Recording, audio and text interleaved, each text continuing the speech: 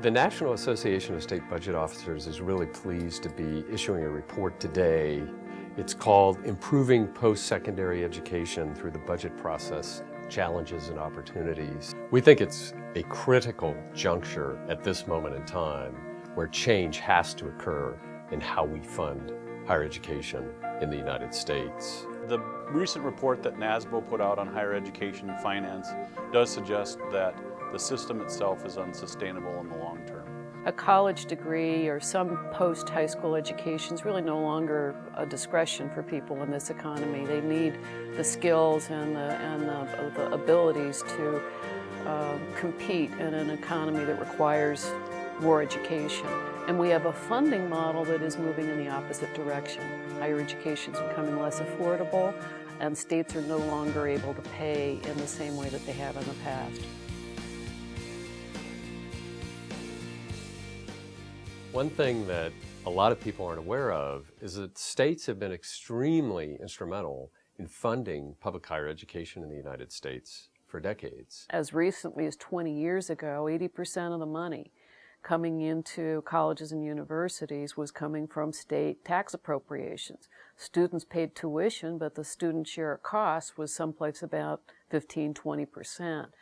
What's happened in the last 10–15 years is those scales have flipped, and now the students are the majority shareholder, and it's that erosion of state funds and the substitute of state funds for tuition that is most problematic in our funding models. Certainly in good times, states have available resources that they're able to commit to higher education, and in downturns, cuts disproportionately affect higher education. The old model has always been that when states make those cuts in bad times, universities make up for those cuts, or at least most of those cuts, with higher tuition.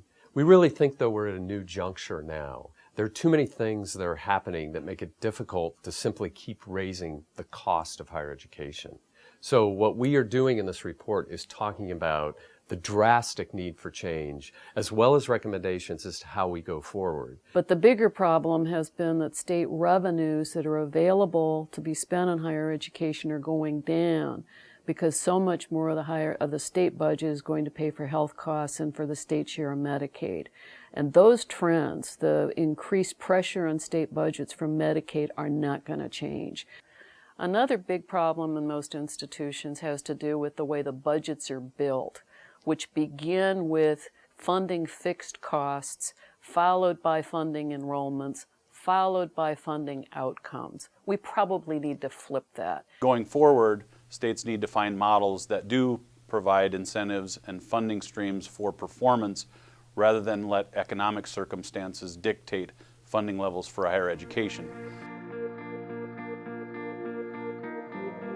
We have to focus on performance. We have to focus on results, because there are so many resource constraints that are going on. We just have to accept that and go forward and try to improve the results that we're getting out of higher education. Higher education and state budget officials frequently, and policy officials frequently, talk past one another when they're talking about spending. And the only way this is going to be successful is if state officials in higher ed work together, they get on the same page in terms of the conversation, they collaborate and try to reach ways in which we can improve all of these areas of performance in higher education. Outcomes or performance-based funding is something that's happened elsewhere in government, in most agencies, and is kind of late to come to many places in higher education. In South Dakota, we've engaged in some out-of-the-box thinking as it relates to funding of higher education. Our state abandoned a funding formula for higher education in 1997 and went towards a basic base plus targeted investment scenario, and that has forced higher education to look at the ability to fund specific targeted projects like research and other areas that stem economic development.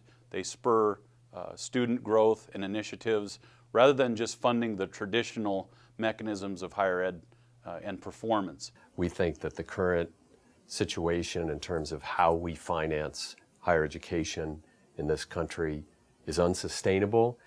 One can debate whether in the past it's worked great, good, or however, but We really believe going forward, we're looking at a drastic need for change. And we hope that this report is one of the ways that we can really begin a very serious conversation about how we make positive change for how public higher ed is financed in this country.